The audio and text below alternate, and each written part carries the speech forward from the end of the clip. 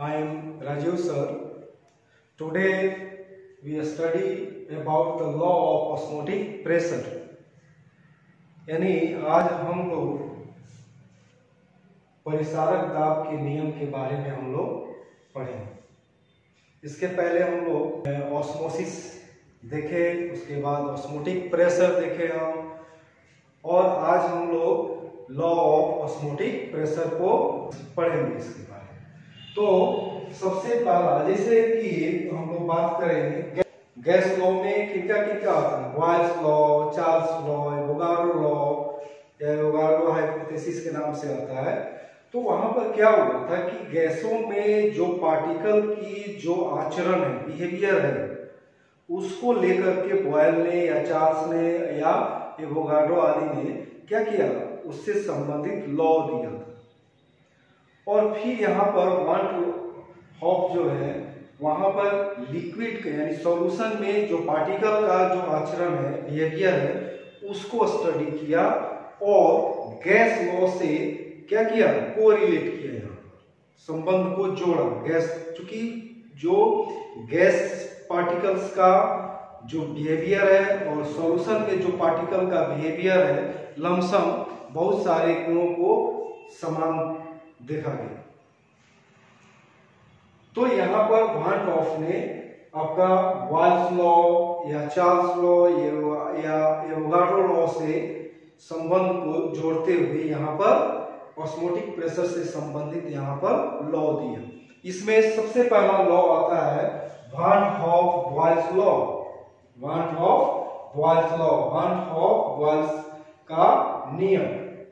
और यह जो नियम है किससे सही है, क्या कौन सा, कोई भी नियम जो होता है, लॉ जो होता है, वो क्या करता है, एक रिलेशन को इस्टेब्लिश करता है।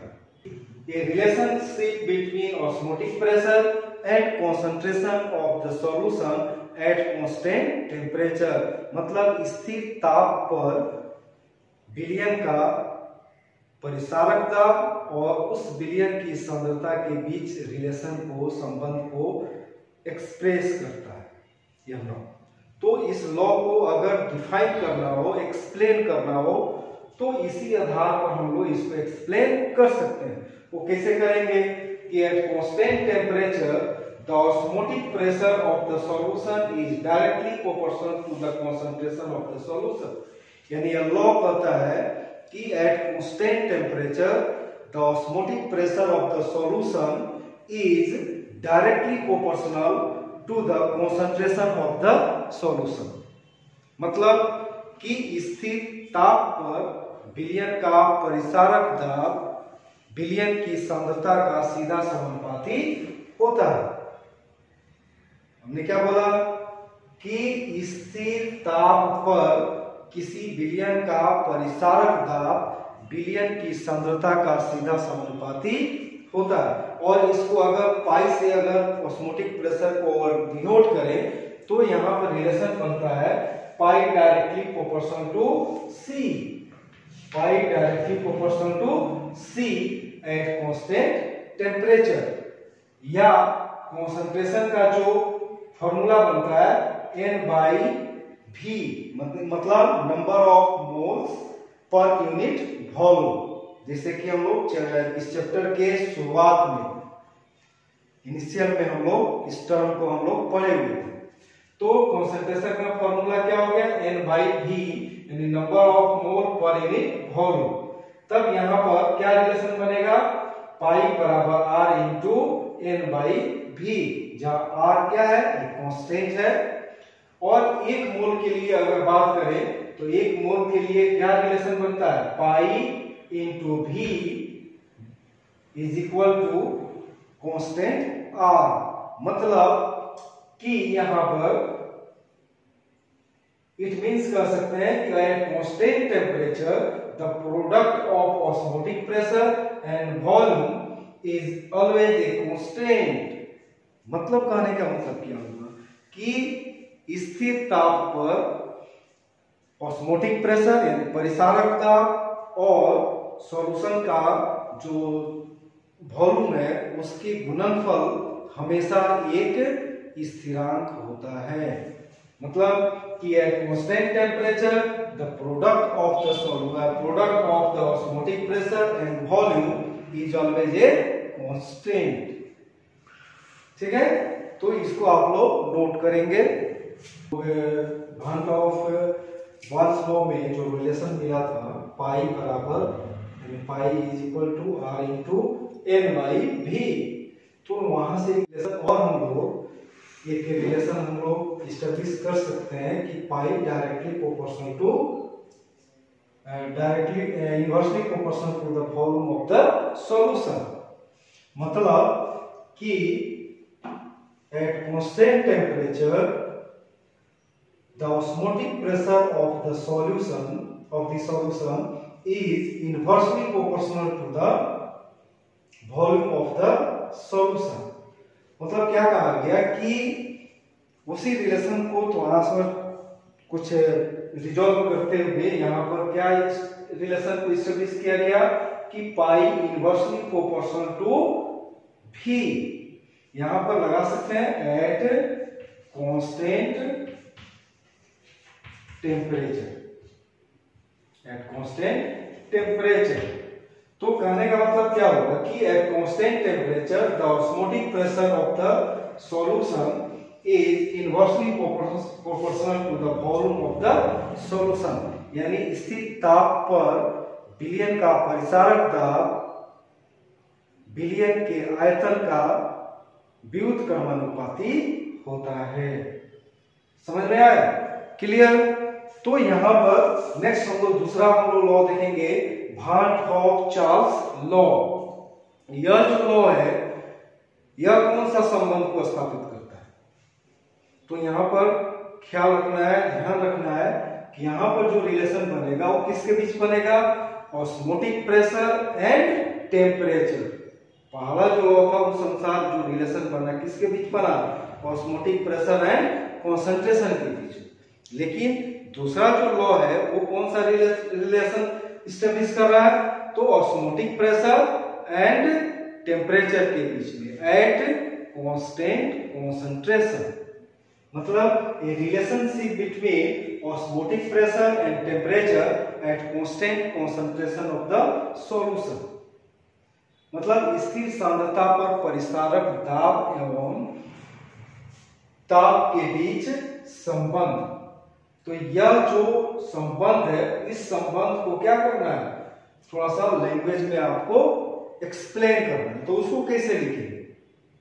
लिख सकते हैं कि at constant temperature constant concentration the osmotic pressure of the solution is directly proportional to the temperature of the system. Clear? यानी इस नियम के अनुसार कह सकते हैं कि स्थिर सांद्रता पर विलयन का परिसारक दाब उसके ताप का सीधा समानुपाती होता है। तो चार्ल्स लॉ के अनुसार ऑस्मोटिक प्रेशर क्या हो जाएगा? Directly proportional to temperature at constant concentration. या रिलेशन क्या बनेगा? Pi is equal to R into T, where r is the constant और pi by t is equal to r। ठीक है, तो यहाँ पर तीसरा हम लोग जो लॉ देखने जा रहे हैं वो लॉ है भान हॉफ एवोगाड्रो लॉ। यह जो लॉ है वह रिलेशन एस्टेब्लिश करता है सॉल्यूशन का ऑस्मोटिक प्रेशर और number of moles of solute present in the solution at similar condition of temperature and concentration। यानी समान ताप एवं सांद्रता पर विलयन के परिसारक दाब और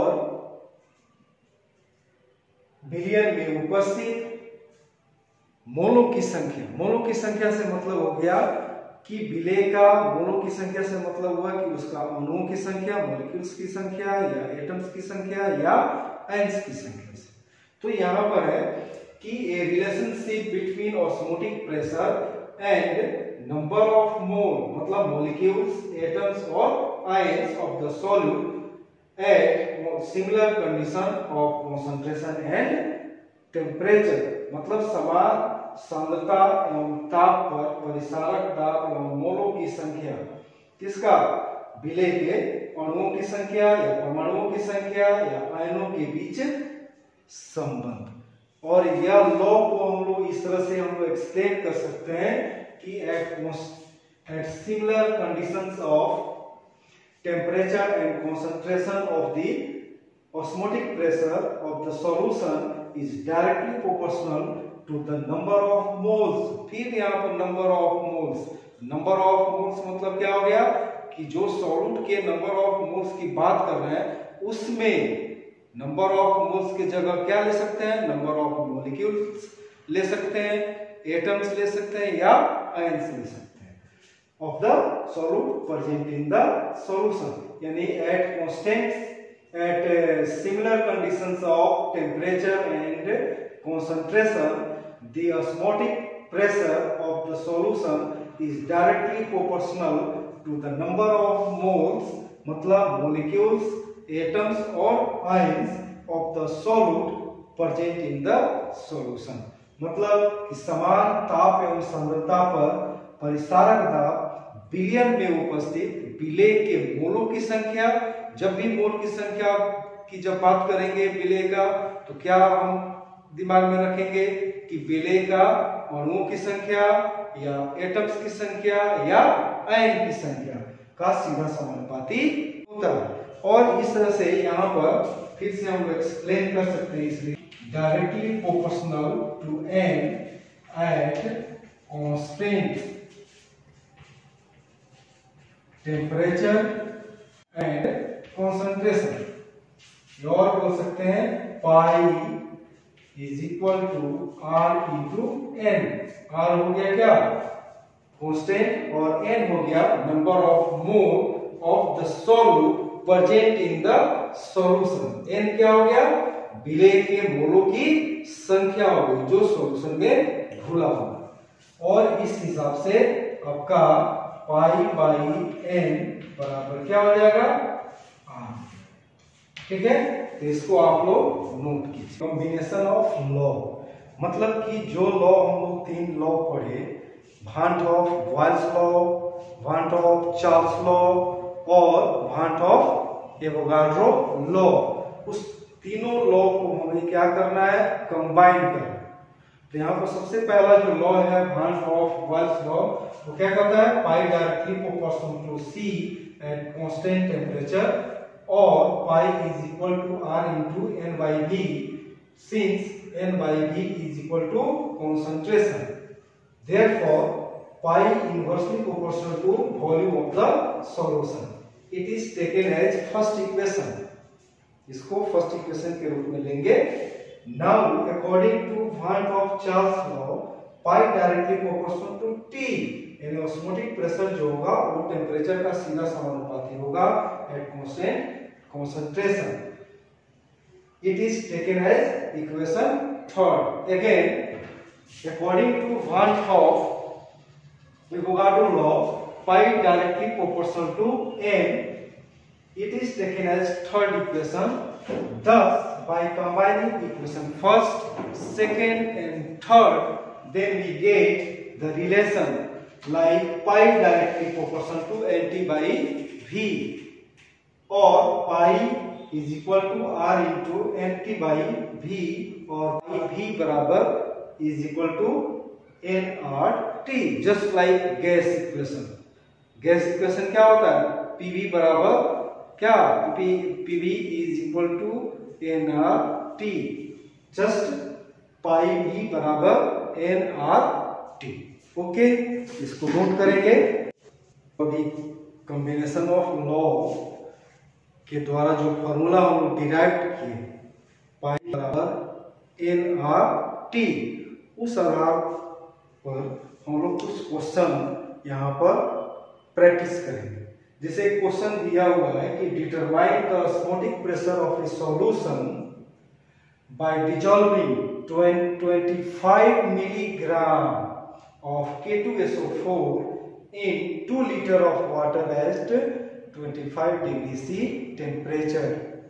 तो 25 डिग्री सी टेम्परेचर पर 2 लीटर जल में 25 मिलीग्राम K2SO4 को घुलाया जाता है। तो जो सॉल्यूशन बन रहा है उस सॉल्यूशन का परिसारक दाब को आपको डिटरमाइन करना है, निर्धारण करना है। तो कैसे करेंगे? आपका सबसे पहले आप फॉर्मूला पर जाइए। फॉर्मूला आपका क्या बनता है? Pi is equal to N R T. इसको थोड़ा सा हम लोग और थोड़ा सा डिराइव करेंगे, थोड़ा सा तोड़ेंगे, इसको सॉर्ट आउट करेंगे और लिख सकते हैं पाई, एन क्या है? नंबर ऑफ मोल है, तो इसको सिंप्लीफाई करेंगे।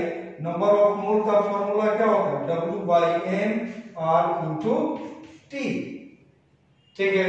अब इस आधार पर हम देखेंगे कि क्वेश्चन में क्या क्या कितना मान दिया, W का मान कितना दिया है, आपका R का मान जो कांस्टेंट होता ही है, टेम्परेचर कितना दिया है, ऑस्मोटिक प्रेशर आपको कैलकुलेट करना ही है। तो यहाँ पर सबसे पहले W कितना दिया? 25 मिलीग्राम। तो हमेशा दिमाग में रखेंगे कि जो भी वजन होता है उस वजन को हम लोग ग्राम में चेंज करेंगे, ग्राम में रखेंगे। जो भी केजी हो या मिलीग्राम हो उसको क्या चीज में कन्वर्ट करके ला रहा है? ग्राम में। ठीक है। तो इसको लाएंगे ग्राम में, तो ये कितना हो जाएगा? 0.025 ग्राम। कितना हो गया? 0.025 ग्राम। दूसरा कि यहाँ पर टेम्परेचर दिया हुआ है, ख्याल रखना है यहाँ पर बाबू, दिमाग में रखेंगे कि टेम्परेचर जो दिया है 25 डिग्री सी, उसको हम लोग केल्विन में चेंज करेंगे। इस इक्वेशन में जब भी टेम्परेचर को रखेंगे केल्विन में रखेंगे। तो केल्विन के लिए क्या करेंगे? यहाँ पर 273 क्या करेंगे? जोड़ देंगे, यानी कितना हो जाएगा? 298 केल्विन। 298 केल्विन आपका टेम्परेचर हो गया, केल्विन में चेंज कर लिया। वेट जो दिया था 25 मिलीग्राम 25 मिलीग्राम, उसको हमने क्या किया? ग्राम में कन्वर्ट किया। अब यहाँ पर यहाँ पर पाई भी बराबर हो जाएगा NRT और पाई भी बराबर W by M into R into T। तो इस हिसाब से आपका वॉल्यूम कितना दिया हुआ है वाटर का? 2 लीटर दिया हुआ, तो इसमें कोई चेंजेस नहीं होगा। तो दिमाग में रखें बात को कि जब भी इस इक्वेशन पर हम मान को रखने जाएंगे तो वॉल्यूम को लीटर में रखेंगे, टेम्परेचर को केल्विन में रखेंगे और वेट को ग्राम में रखेंगे। अब नेक्स्ट जो मान है वो आपका क्या हो जाएगा? मोलर मास, यानी M क्या है? मोलर मास ऑफ द क्या? सॉल्यूट। तो सॉल्यूट यहाँ पर क्या लिया है? K2SO4। K2SO4 का मोलर मास निकालेंगे, कितना होता है? 39 इंटू 2 प्लस 32 प्लस 16 इंटू 4, कितना हो गया? 78 प्लस 32 प्लस 64, कितना हो जाएगा? 174।